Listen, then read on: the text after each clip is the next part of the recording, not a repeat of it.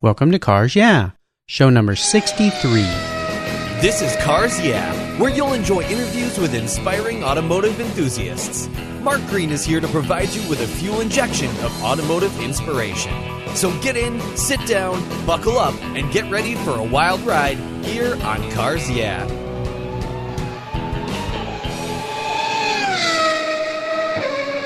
Do you love vintage cars? Then go to carsyeah.com and get a free copy of the fantastic Filler Up book. It's a full-color ebook filled with fuel filler fun, with over 60 color photographs of vintage cars, plus inspirational quotes from some of the most famous automotive enthusiasts of all time. Simply go to carsyeah.com, click on the free book button on the homepage, and download your Filler Up book today. It's free at carsyeah.com. Hello, automotive enthusiasts. Today I'm very excited to introduce my special guest, Joe Kyte. Joe, are you buckled up and ready for a fun ride? I am absolutely ready, Mark. Yes. Let's go. Thanks for joining me today. Joe Kyte is owner of Topiary Joe. He is a very unique topiary sculpture artist who creates living garden sculptures. Now, I know what you're thinking. Isn't this Cars Yeah? Inspiring automotive enthusiasts? Entrepreneurs who figured out how to make a living around their passion for cars? Yeah, you're in the right place. Joe is an automotive enthusiast through and through, who in many cases has figured out how to combine his passion for cars into a creative living sculpture that he creates for clients around the world. If you want a full-size Ferrari F1, a vintage Bugatti, or a Porsche in your garden, Joe can make that happen. Want a Ferrari prancing stallion or a hood ornament off a Jaguar coming out of your bushes? Joe can do that too. Of course, if you like full-size elephants, dinosaurs, or anything your imagination can come up with, Joe is your guy. He's figured out how to combine his passion for cars, gardens, sculpture, and more into a thriving entrepreneurial business that makes people smile. So, Joe, I've told our listeners just a little about you. Please take some time and share a little more about your history, your life, your career, your interests, and, of course, your passion for automobiles. Well, Mark, the passion for automobiles started rather early. In 1966, I was 7 years old, and we were in the showroom of the Plymouth dealer, and my mom and dad were looking at a Barracuda fastback with the little, it was gold with the black stripe around the tail, and it had the dual exhaust on it. Oh, yeah. And, and I was standing behind it when the guy, and I was looking up the exhaust pipe when the guy cranked it up and he revved it. And, oh my gosh. Yeah, that was it. That was it. Cars are me. That's all. You know, it's like from that point on, I think all I could do was think about cars. I started collecting and buying them when I was 13. By the time I was 13, I was driving around in my first car, which was an MG Midget. So was the second one, and so was the third, and the fourth, and the fifth. And then there was an Austin Healey Sprite. And then it changed to Mercedes-Benz because I was raised in Oak Ridge, Tennessee, which is a nuclear research facility. So there were plenty of old Mercedes and nice old cars there that the scientists had let go by the wayside by their house. And so I was picking them up cheap. And by the time I was 16, I'd already had 15 wing-tip Mercedes. Oh my gosh, that's incredible. It kept on going. I've slowed down. I'm now on my 227th car. Oh, geez. I only have 14 at the moment at the house, I think. Yeah, there's 4 Mercedes-Benz, 2 Porsches, 47 Pontiac, a 53 GMC pickup truck. Let's see, the 66 Cutlass 442 convertible, the 66 Suburban Emergency Burb, which was our local, rescue squad truck. Sure. Their first truck. And, that's the doghouse for my Great Dane. So I've always had Suburbans because I've always had Great Danes, and that kind of goes well with the sculptures that I do because the Great Danes are just such beautiful dogs, and I get nice lines from them for the animals, and I look at them a lot for how the knees go and how the legs bend. it kind of makes sense because one of the first sculptures that I made, Mark, was a deer. And, of course, what did I do? I put the legs on backwards. Oh, no. On the front, the knees were bending backwards. And by the time that we went ahead and stuffed it and everything, I'm sitting there looking at it and going like, oh, God, what did I do? And a friend of mine just had to have it so that every time that I would come over to his house, he would passionately tell me, look at this. Oh, no. Yeah, remind you every time. So since then, I've tried to make them anatomically correct and trying to make them of a scale so that when this steel frame sculpture that I make gets covered with plant material, it's still going to look like correct to the animal size. I have to make them 10% skinnier so that when you add a couple of inches on the top of it, it's going to look like the real thing. Oh, of course. I'm thinking about, and this is funny, the chia pet and how how it grows and becomes this giant puffed up chia sheep. So you got to compensate for that before the plants grow so that it looks normal when it's done. That's funny. Yeah. So it doesn't look like a big puffball. And speaking of chia pets, I made the world's largest hydroponic chia pet, which is a 62-foot long Plaxosaurus dinosaur, which is sitting at the Fort Worth Museum of Science and History. Oh, wow. Well, amazing process. I mean, to do what you do, but what's really interesting to me is you've also started creating, or maybe you've been doing it a while, automobiles that are living automobiles. So maybe you can tell us, before we get into the rest of the interview here, what was the first automobile that you built with a wire form and then put the plants to it? Well, the first one was 1947 Porsche 356, the 356/1, the first one the good doctor made of that line. I wanted to honor the Porsche mark, and we happened to have I've got one of those too. I got a 62 356 Reuter sunroof coupe. Ooh, nice. That we're doing a restoration on, and we had that there, so it's like, well, we can simply get the measurements off of this one, and so we did, and that provided the basis for making this first wire sculpture. The whole Porsche is made of 3/8-inch wire, steel. I used to use rebar, but this is all smooth, round, hot rolled steel. And we do cheat just a little bit. We have a ring machine for making the wheels. One of my colleagues is Paul Faulkner, and he's got a wire bending machine, so we bend up the wheels with that. But other than that, everything is hand bent, hand welded into place. I do the curves, and a couple of my colleagues like Paul and Lester, they do straight lines. So that they get the frame all nice and prepared for me and looking good, and then I put the curves on it. That's what the animals are, and that's what we are. Every bit of us is a curve. It's all represented on the French curve, that little protractor looking thing that came in your drawing kit when you were in 7th grade mechanical drawing class. Oh yeah. Yeah. So all those, I figured it out, pretty easily, that all animals, all creatures, all cars are just a series of curves, and all I have to do is put the right curve to it and then cut the rest of that stuff out. Well, it sounds amazing and very, very interesting, and it's so cool. As we continue on your journey, I really like to start with a success quote, a saying that's been instrumental in forming your life and your success. It's a great way to get the inspirational tires turning, or in your case, growing on cars, yeah? So, Joe, yes. Take the wheel. So, yes, Mark, when I decided 21 years ago that I wanted to be a sculptor, after being a sales manager and walking the straight line and being quite the duck walker, with a tie and everything, I decided I need to be a passionate wild artist that can do anything on earth. And I figured that if I'm going to do it, I should do it well.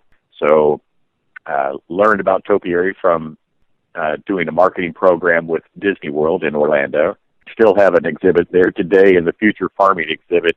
As you float through the boats in Epcot, there's a large aqua farming area for future farming, and then there's a desert area, and then just as you get past the desert area, there's these bags sitting there with rock wool in them, and tubes coming out of them with humongous tomatoes and cucumber plants.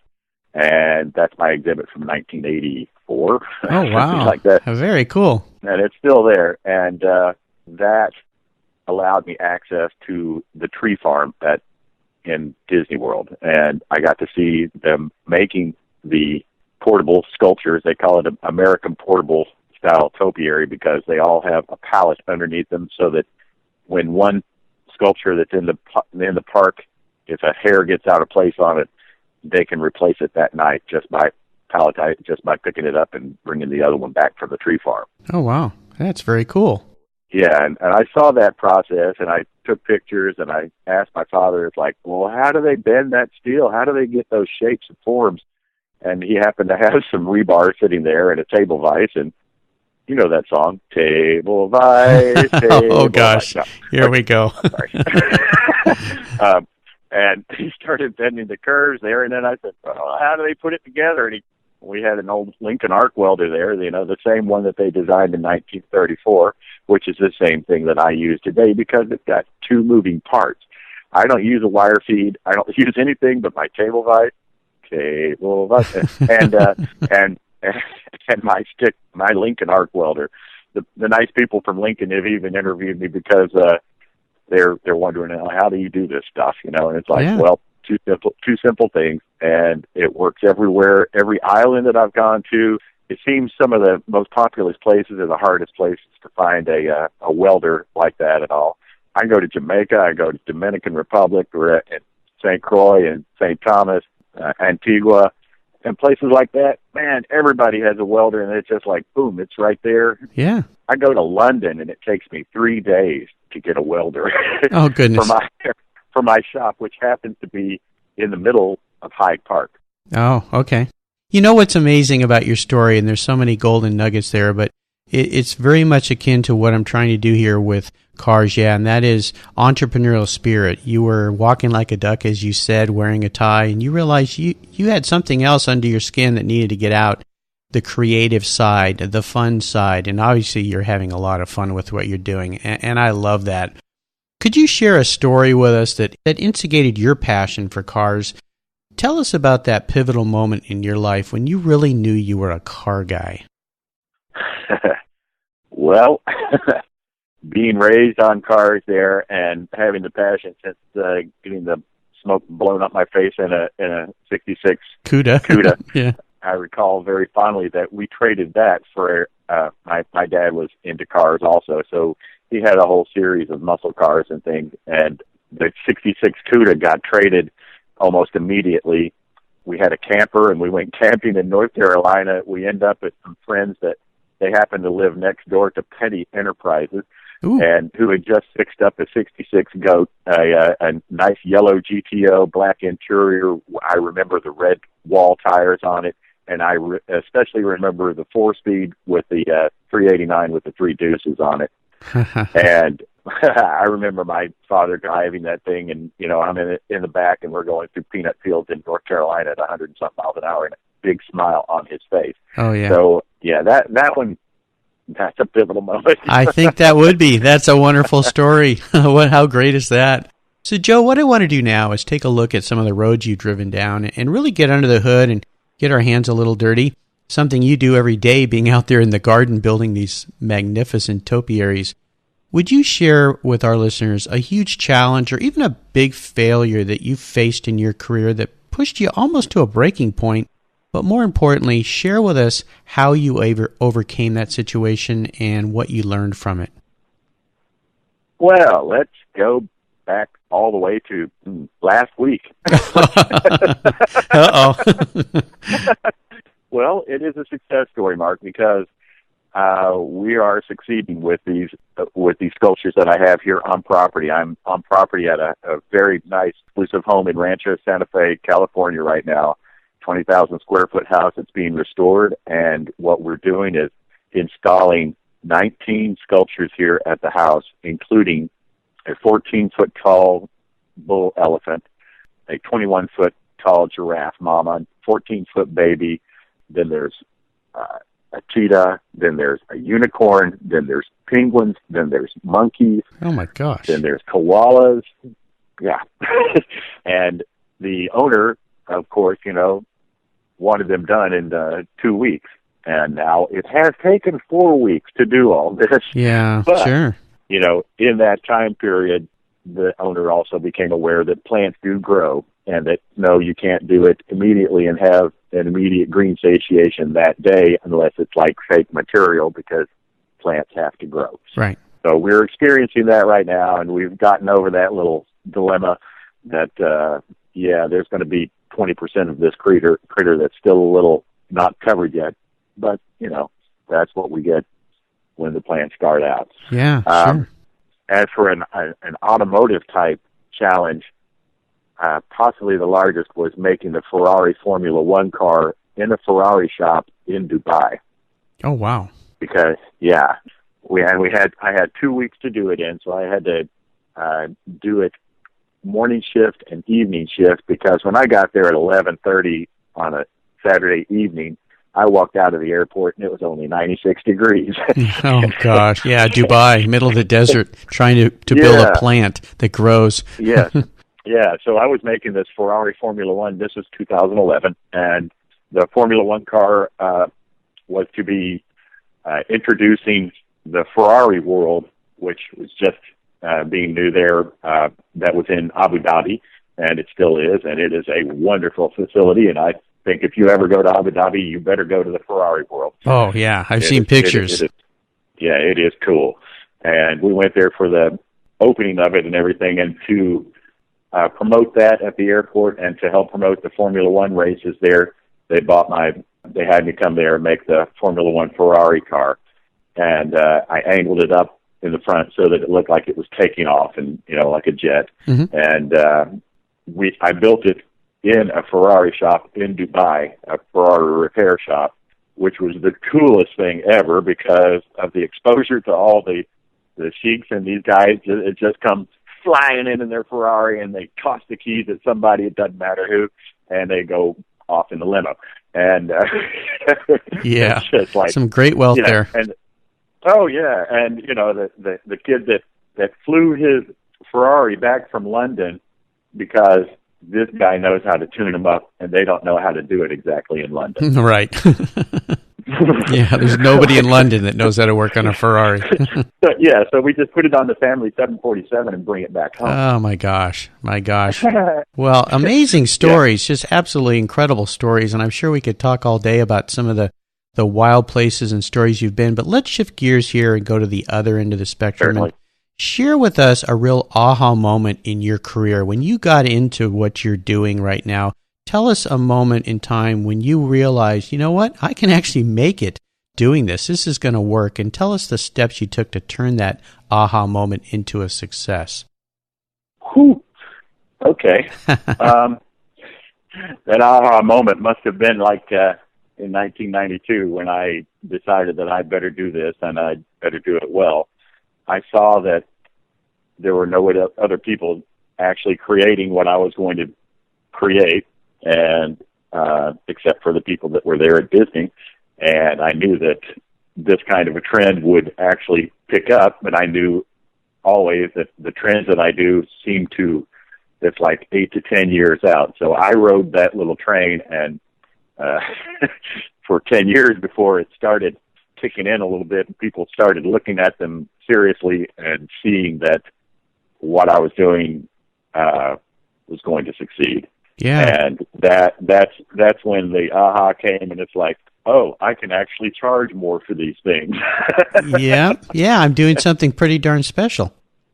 Yeah. So now what we're looking at now is being able to price to the neighborhood here in California, and I'll keep my price and sculpture schedule for this neighborhood, and then we have a completely separate division for corporate logos and signage, living logos and signage.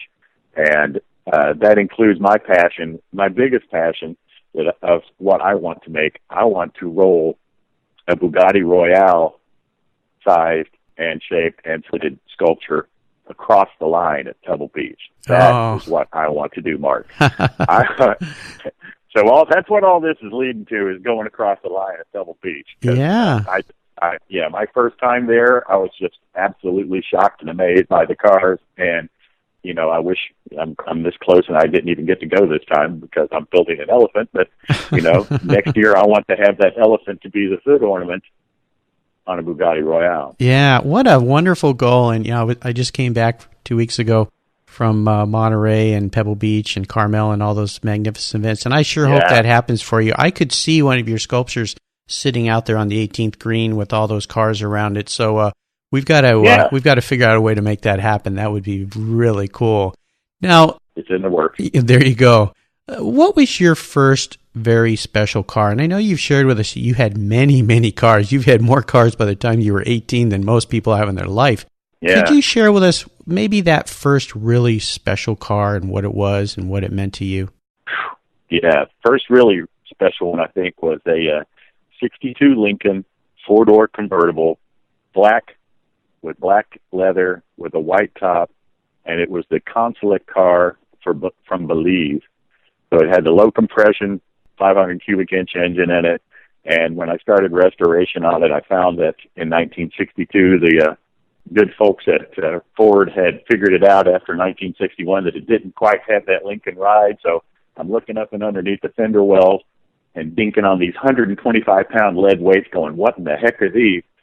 They're there to give it that Lincoln ride. Oh, wow. What was it about that car that was so special to you? Well, it was the first one that, living in Tennessee and having a whole bunch of old cars, it was the first one that didn't have any rust. Oh, okay. Well, that's good. Yeah. You could just go out and enjoy it. Yeah, and she was just an absolute dream. She, I was a teenager, and we put the top down and put 8 people in it and cruised to the Smokies, and it's like, let's go through the mountains in a huge car and then float down the interstate at 100 miles an hour. So pretty special memories. What about seller's remorse? Is there a car that you've sold that you really wish you had back? Oh, yeah, my 912. Oh, okay, yeah. It's 67 912 that I sold a couple of years ago, and bless the man that actually bought it because he did upgrade her just a little bit, but he put stripes on her. I didn't like that. That kind of hurt. Yeah. And but he keeps on showing it to me pictures on the Facebook, and I'm going like, I don't need that. Stop that. Get rid of those stripes. That's not correct. Yep.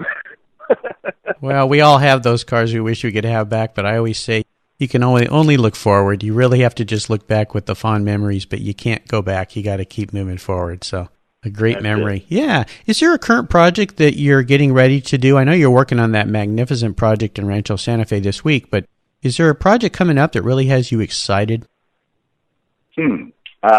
Possibly a green wall, a 3D green wall installation in Miami Beach in the art district there. They're wanting to encapsulate a whole area, a dining area and everything in a green wall that's 3D art.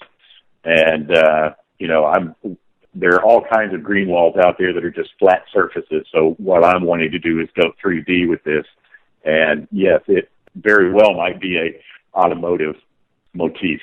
Wanting to make the seating areas and everything into automotive type things so that we can have, something that people are going to be taking a lot of pictures of instead of the artwork that surrounds them. Oh, that sounds exciting. Well, we'll keep an eye out on your site for that coming up. I'm sure if you're able to build that installation, you'll post it up on your website, and we'll share that with the listeners a little bit later in the show.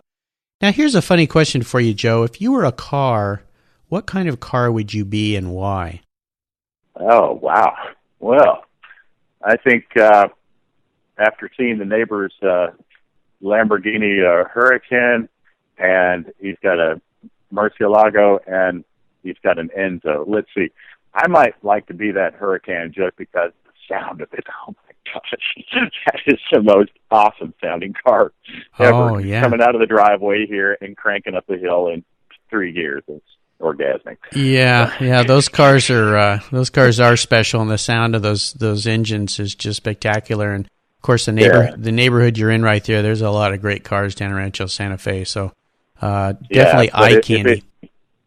Yeah, it's all eye candy, but besides that, it's such a nice neighborhood that I drove by. I waved at a guy that came by in a Ferrari Daytona. And I don't think there was a fly in the car. I think he actually waved back. Wonderful. Oh my gosh. Wonderful. Yeah, isn't that fun? That's cool. So, Joe, we're coming up to what I call the last lap, and this is where I fire off a series of questions, and you give our listeners very quick blips of the throttle answers. So are you ready? Certainly. Okay. What is the best automotive advice that you've ever received? Put gas in the tank. Put gas in the tank. Okay, that's pretty simplistic, but you know what? You can't go very far without any fuel, so I think that's pretty darn good advice. Yeah, make sure you got enough fuel. I've run out too many times. I have too many cars that the gas gauge, they're old and the gas gauges don't work. So what do? Put gas in that thing. Put gas in. Yeah, simple, direct, easy. I like it. Would you share one of your personal habits with us that you believe has contributed to your success? One of my personal habits.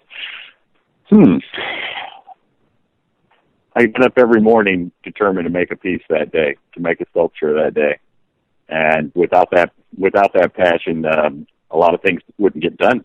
Yeah. No, I like that. Get up every day with a passion and a drive to fulfill the dreams you have in your mind. That's spectacular. I like that. Do you have a resource that you could share with our listeners that you're really fond of? Maybe a website that you visit frequently? My website, of course, topiaryjoe.com. Oh, yes. But that inspires me because I look there and I go, wow, look at what this guy, oh, yeah, that's me. That's me. Yeah, look at what I've done. And it is spectacular, and I'll remind our listeners that we're going to be posting all the resources that Joe shared with us today at carsyeah.com/Joe. And if you just go and type Joe in the search bar, you'll see his page, and if he wants, his Facebook page, and you'll see some spectacular things. But is there a site that you visit that you like a lot? Well, let's see. I have been going. I like Click and Clack. Oh yeah, The They're car my guys. Saturday morning passion. Yeah. Car guys. I listen to that religiously every Saturday morning, and that is one of the best times of creativity. Yeah, no, that's a great resource. While I'm listening to that. Yeah, I like it. Now, how about similar to what you do, and I love it. Well, I heard the interview that you had with Rob from. Rod Emery. Yes, Rod Emery. Yeah. And that's where I want my 356 restored when I can afford it. Well, there you go. Now, did you hear that, Rod? Cars, worked for you. I'm going to be sending you a customer here as soon as he does a few more of those big installations. There you go. Yeah. Is there a book that you've recently read that you really enjoyed that you could share with us? There is a book by a man that is local to me, Jim Clayton of Clayton Mobile Homes, of all things. The Clayton Mobile Home people, they're one of the largest builders in the nation. They build over 32,000 homes a year. They invited me a couple of months ago for a talk where I got 3 minutes to stand up in front of everyone and give a thing. They were cordial enough to sit there and let me speak, and then all of a sudden I had like 6 jobs off of things. Nice. The Claytons also have a Volvo dealership that when I was trying to earn my salesmanship wings, I decided one summer to go and work for Clayton Volvo. That lasted about a week after I figured out that walking on hot pavement with dress shoes and taking car keys in and out all day was just like, not exactly what my cup of tea was. Not as much fun as building bull elephants and Ferrari F1s in Dubai, for sure. Correct. And that book, First a Dream? Is that the name First of it? a Dream Okay. Yes.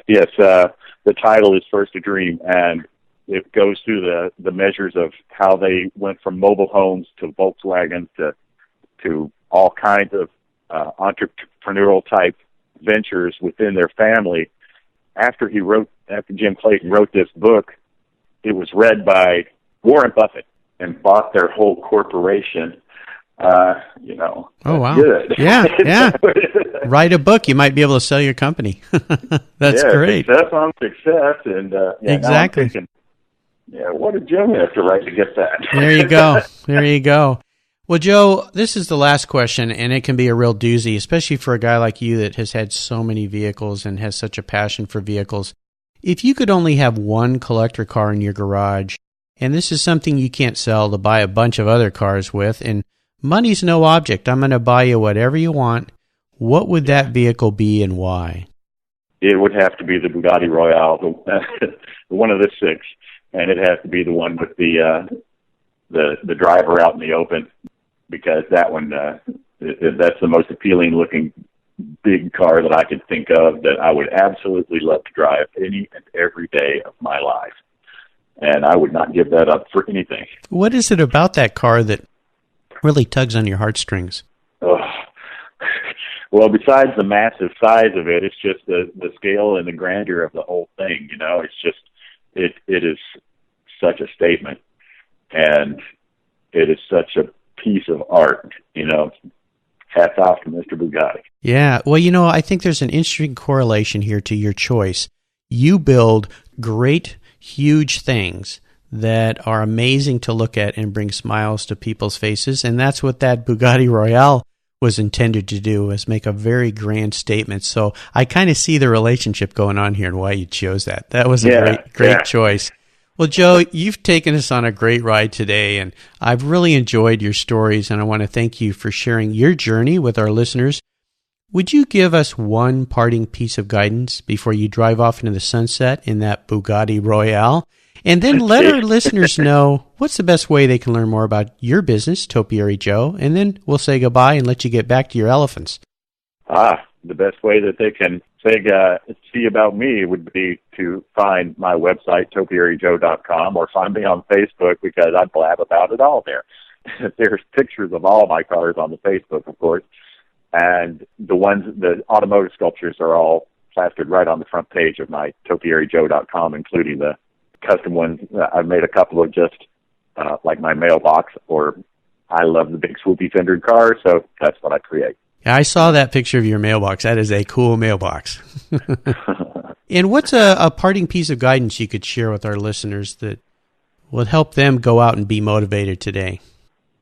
If you don't do it, who's going to? You know, that if you want to see it happen, you better do it yourself, because there's nobody else going to do that for you. Go out there and do it now. I love it. That's mine. Great advice, Joe. Great advice. Well, listeners, I'll remind you that you can find links to everything Joe has been so kind to share with us today at carsyeah.com/Joe Kyte, Kyte. Just type Joe in the search box and his show notes page will pop right up.